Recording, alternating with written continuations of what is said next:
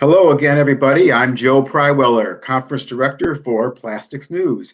Welcome to the opening session of the 2021 Executive Forum, Virtual Edition.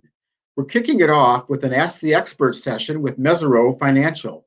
Ask the Expert is your chance to engage with professionals on a range of topics and to interact with questions.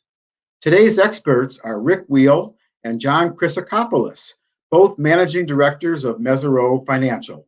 Rick and John will discuss the M&A outlook, providing an overview and looking at trends during COVID-19.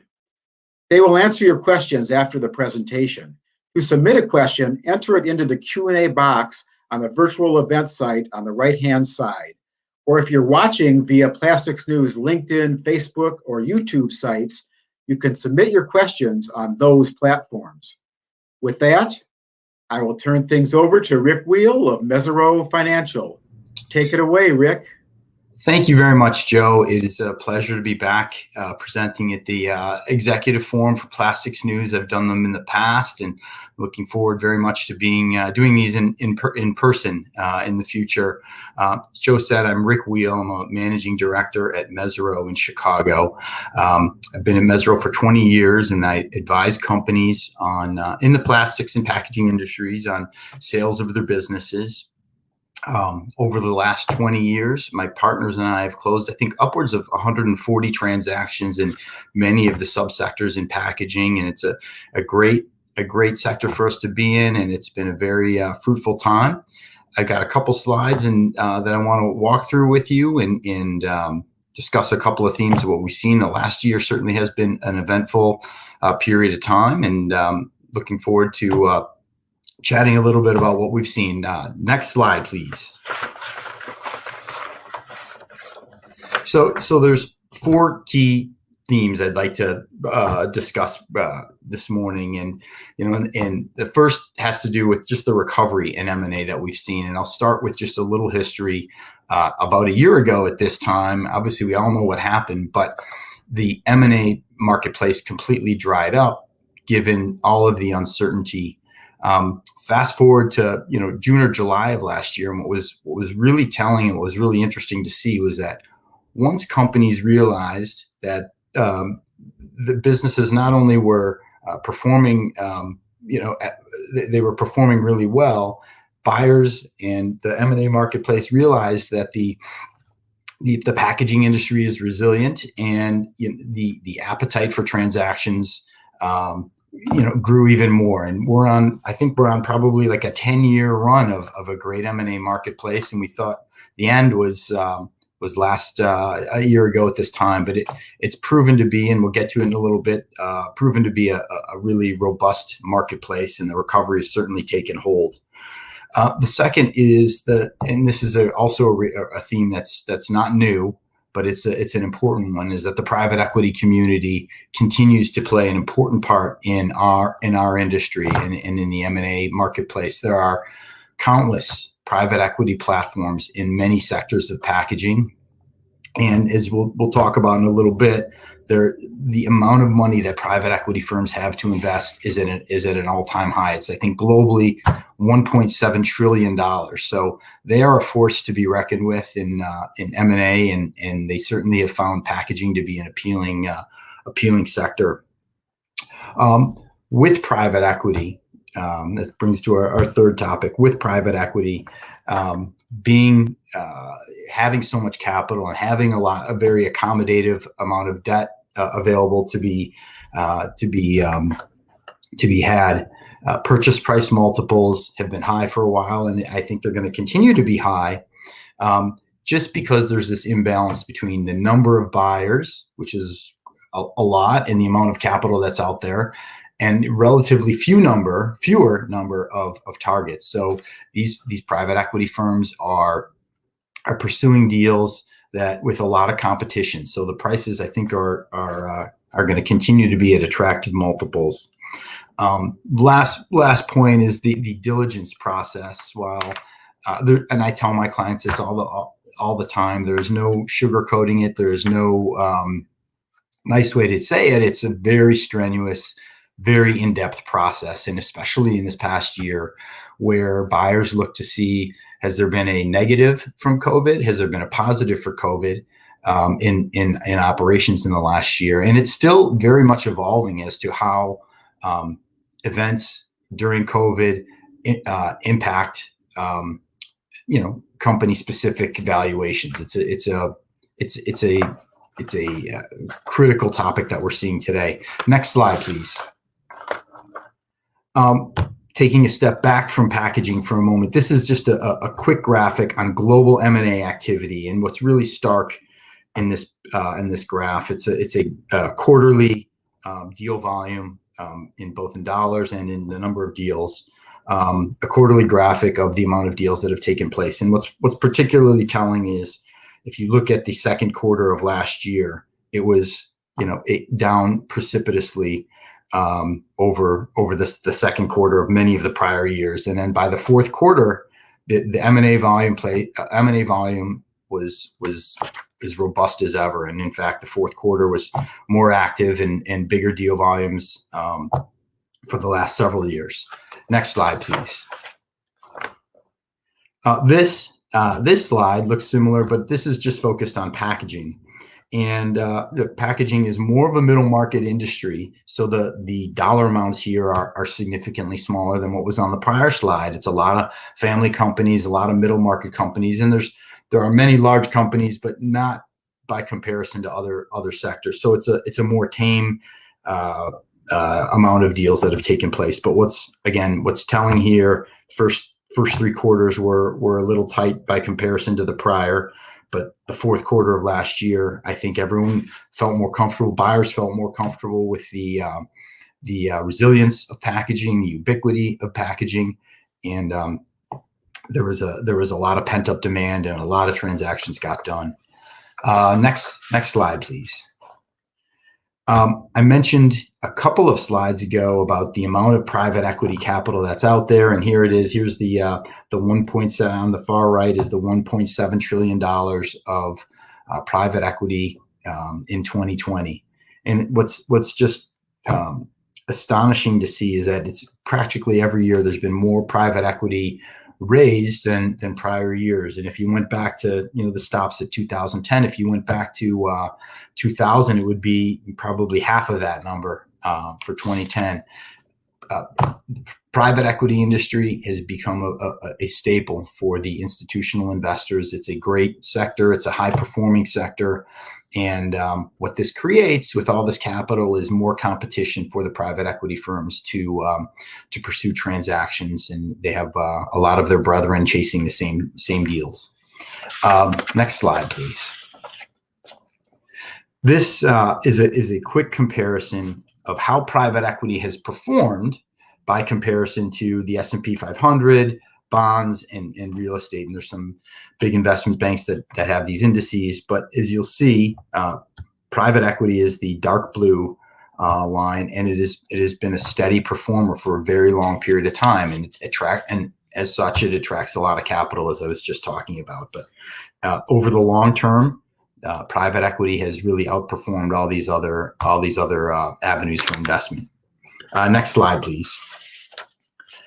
It's interesting. This is a slide just on share performance of, we've created some buckets within a couple of the subsectors in packaging, flexible packaging, labels, and rigid packaging of publicly traded ones. And, labels are the one that outperformed the S&P, whereas rigid and flexibles, were below the S&P. But it's, I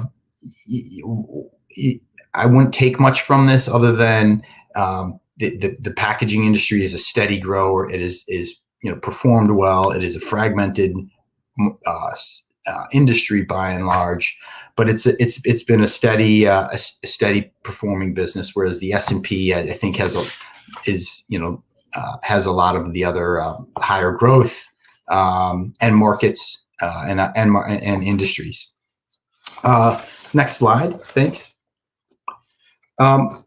This is there's three charts on here, and I would imagine you're probably tired of charts at this point. But the first is just measures how the label, rigid plastic, and flexible packaging companies trade in the public marketplace.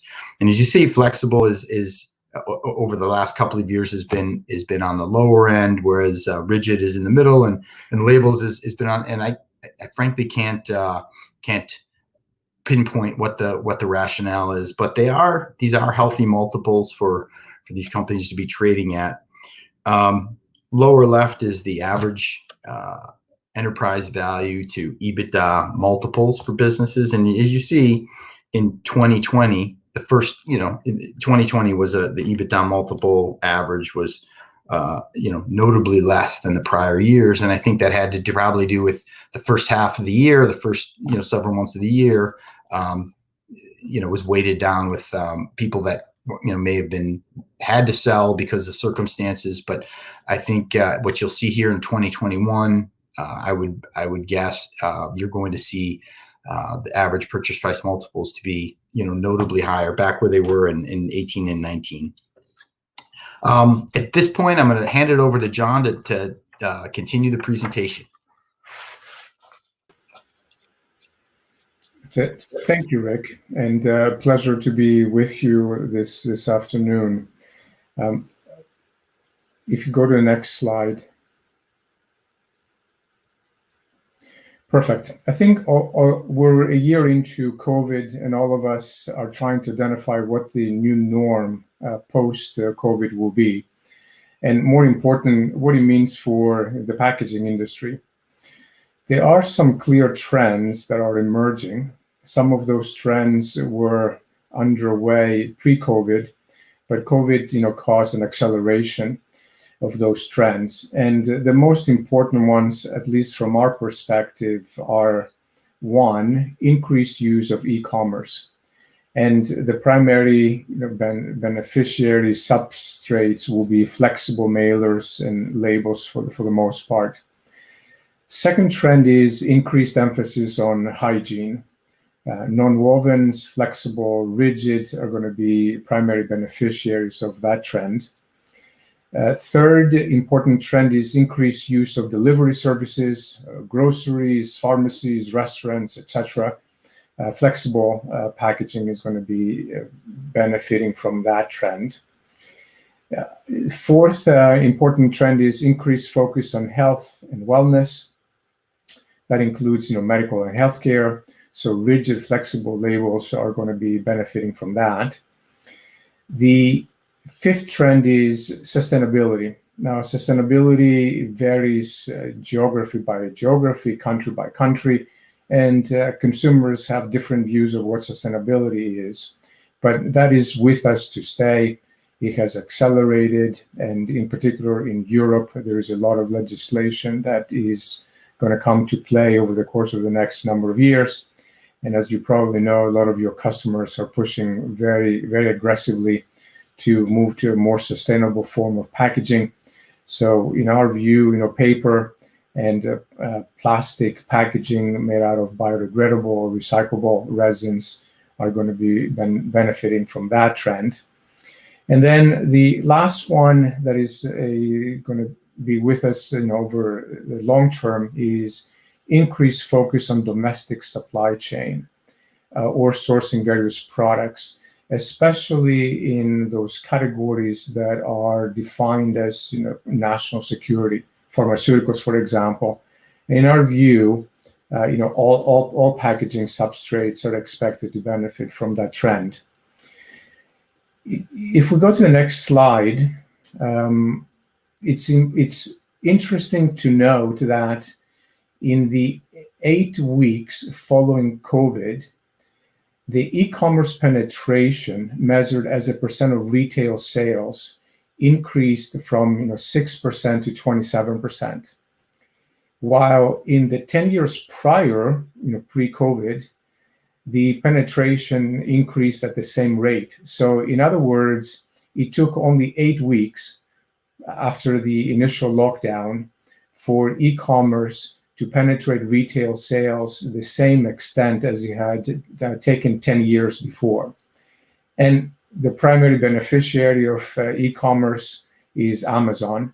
So Amazon shares over the course of the last 12 months have increased by almost 60%, or $500 billion in market cap. And Amazon's market cap today is $1.5 trillion.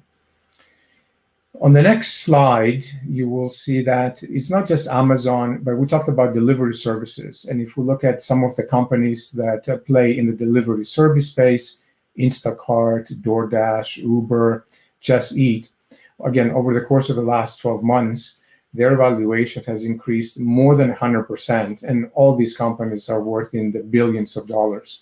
And, some of these names, 5 years ago, never heard of. So on the next slide, what does that mean for the packaging industry? Again, this is a busy slide, but the critical thing to take away is that consumer purchasing behaviors are shifting. And consumers going forward are going to continue to buy more online than they did before.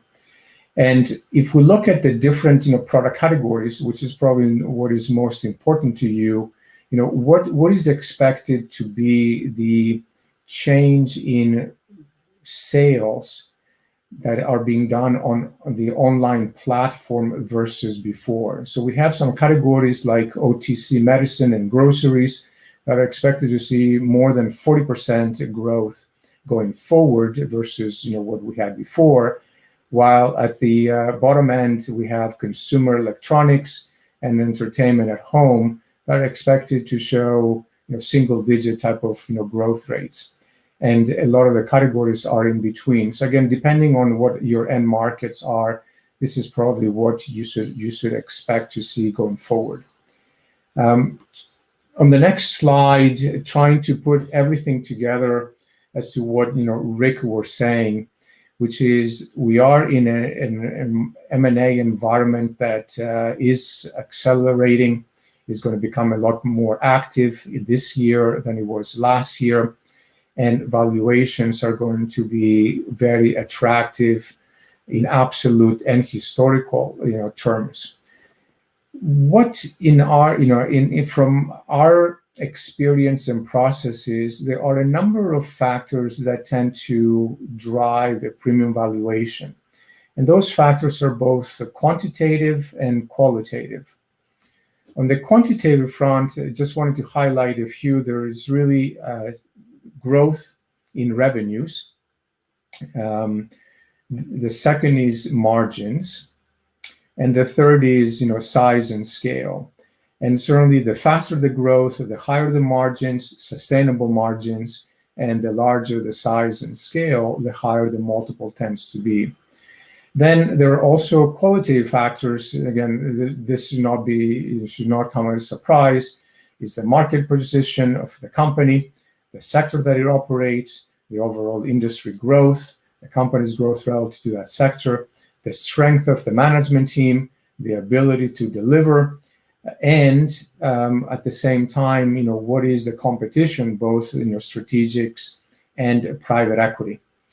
And Rick spent a lot of time, focusing on the private equity, world, but there are also a lot of, strategics that are really looking at the M&A as an avenue to accelerate the growth, create synergies, increase market shares, and continue to keep the high multiples that the public markets are awarding those companies. So with that, the formal presentation, concludes, and Rick and I are open to your questions. Great. Thanks, Rick and John, for a terrific presentation. Now's the time when questions can be asked. You'll see at the bottom of your screen, you can open up the Q&A box on the right-hand side of your screen and ask a question. Or if you're on social media, LinkedIn, YouTube, or Facebook, you can ask questions via those platforms. First question that have come in, can you elaborate on the dependence on domestic supply chains? Would this impact sustainability by lowering carbon CO2 footprint from overseas shipping? Rick, do you want me to? Yeah, go ahead, John. Okay. So what we saw is a dramatic disruption in the supply chain, especially from everything that is coming from Asia and China in particular. And you have heard about, shipping delays and total, disruptions across the board. In the areas such as pharma, I think there is a big trend to push for manufacturing in this country, so we're not dependent on foreign suppliers. And I think that's going to probably migrate to some of the other product categories. So we're going to see an increased manufacturing footprint in the US in a number of, again, product categories or sectors where they're considered to be national security. What that means is higher capacity utilization rates in the very near term across the board, but at the same time, again, a lower carbon footprint from the overseas shipping, but maybe being offset to some degree by higher carbon emissions in the US. Great. So you think we're going to see a little bit of reshoring possibly for some items going to be produced domestically as opposed to coming from Europe or Asia or someplace else? That's what we're hearing across the board. Terrific. Let's switch gears a little bit. This has been a little bit of a turbulent environment, obviously. A year ago, we weren't talking about this kind of thing, and COVID kind of all started then. What suggestions can you make for business owners who want to sell their plastics and packaging businesses in the current market during this crazy time anyway?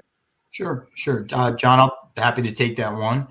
That alone could be a discussion, a 20-minute speech. But I think if I had to boil it down to a couple things, I think it's important for business owners to really understand their numbers and really understand the trends of what's going on in the business, because in a sale of a business, you're going to get grilled on them, and you're going to have to know where the business has been and why, and where it's going and why. And I would also spend time crystallizing, your strategic and competitive advantages, so you can be crisp in answering those types of questions. And then the third will sound self-serving, but it's not.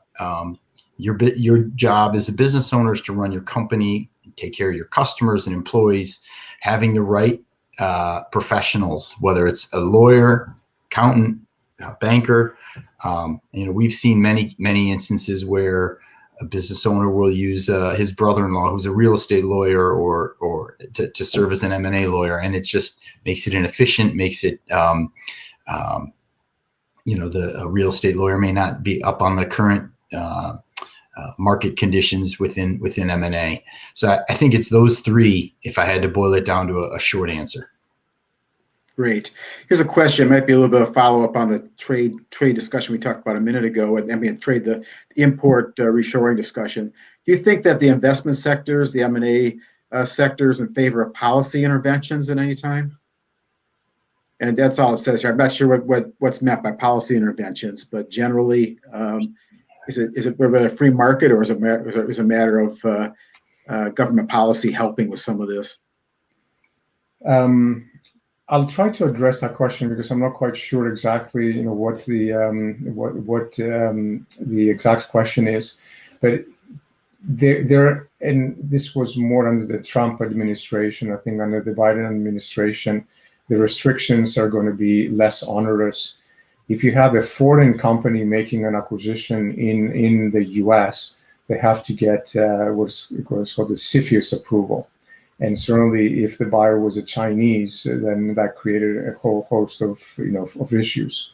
Under the Biden administration, I don't think that the restrictions are going to be as onerous or severe. But in general, we don't really see any policy intervention in the M&A processes. Because again, the packaging industry is not really considered to be or fall under national security. Is not high tech. Is not biotech. Is not anything that again can be classified as national security. Other than again the CFIUS, which is the Committee for Foreign Investment in the U.S., has to approve the transaction. Okay, fair enough. That makes some sense. Definitely, I think hopefully that answers the question.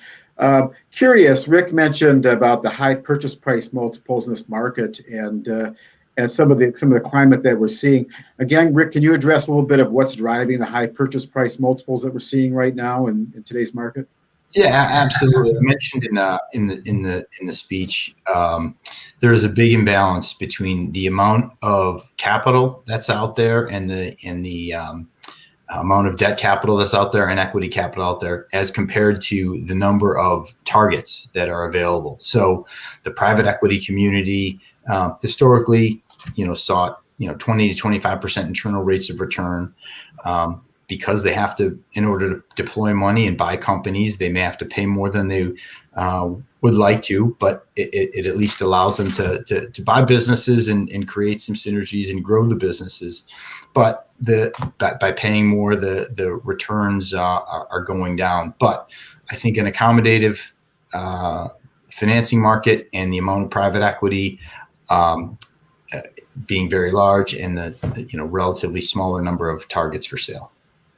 Do you see that changing, Rick, at all? Is there, now that we're coming out of COVID, more people getting vaccinated and things opening up a little bit, are there going to be more targets out there? Is there pent-up demand to sell a company right now? It's a great question. I've had a lot of discussions over the last 12 months with business owners. And like in 08 and 09, I think when people came out in 10 and 11, a lot of business owners were worn down. Family-owned businesses were worn down and did want to sell. And I think in a couple instances that I'm aware of, that there are folks that looked at it and just said this has been a tough year, and I'm ready to sell. So I think the other thing that may be driving it is the change in tax policy that could be coming as well for sellers of businesses. Creating wanting them to sell sooner rather than later.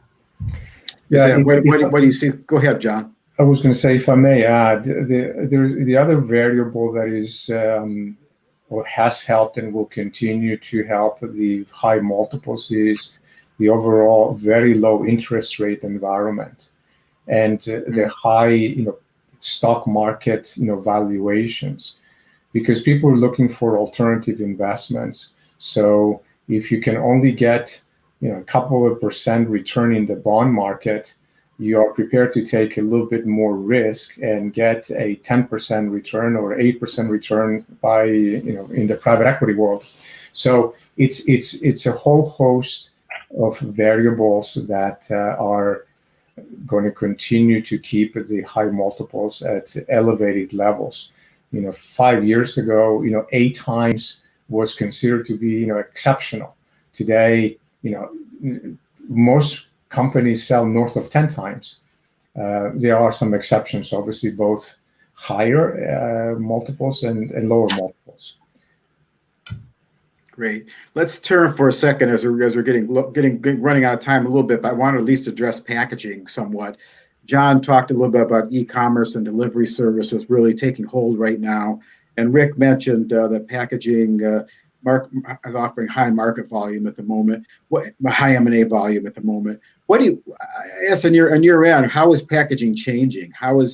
What types of companies are going to be good, can offer good sales opportunities because they fit into some of the new world that we're seeing with consumer buying habits online and delivery services and e-commerce and other things? Go ahead, Rick.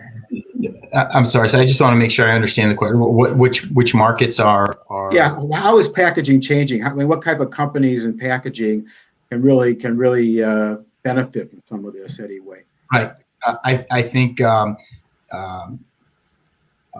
flexible packaging has been very attractive, given its exposure to medical and to food and to other healthcare related markets. As e-commerce is growing, some of the obviously the corrugated market's doing well, and I think we're seeing a little bit of that being supplanted by paper-based pouches or bags for e-commerce delivery. But I think those two key trends are really what I'm seeing. Great. Ethan, you're on, John, with e-commerce or some of that. What types of packaging are really benefiting from some of that? I'm sorry, Joe. Can you repeat the So question? for e-commerce and delivery, what type of packaging really benefits some of that? Obviously, you're getting away a little bit from aesthetics, possibly to function and convenience, I would guess. Yeah, it's I would say flexible. Anything in flexible and labels are the primary beneficiary of what we're seeing from e-commerce and delivery. Yeah, okay, that makes sense. That tells people how to open something, how to use something anyway, in a lot of cases. Great. Well, I think that's about all the time we have right now. I don't see other questions coming in, and if so, we can address those. You address those directly to John and Rick, and the additional questions that you can email them at the information that's on the screen there too. Rick or John, do you have any final thoughts you'd like to share with our audience today about sort of summing up what you're seeing in M&A? Just thank you again for the opportunity to present today. I think what you're going to see in 2021 is another really active year in M&A with large valuations. Terrific. With that, again, I want to thank John Chrysikopoulos and Rick Weil for a terrific presentation and for answering all your questions. And again, you can reach out to them directly at the email address on the screen if you have additional questions for Rick or John. Don't forget to tune in at 10 a.m. Eastern Time tomorrow for our next session at the 2021 Plastics News Executive Forum Virtual Edition. At that time, we'll hear from Michael Okorafor of McCormick & Company, who'll be discussing new priorities to survive and thrive. I'm Joe Pryweller with Plastics News. We'll conclude with a short video from Mesirow Financial. Thanks for watching and have a great day.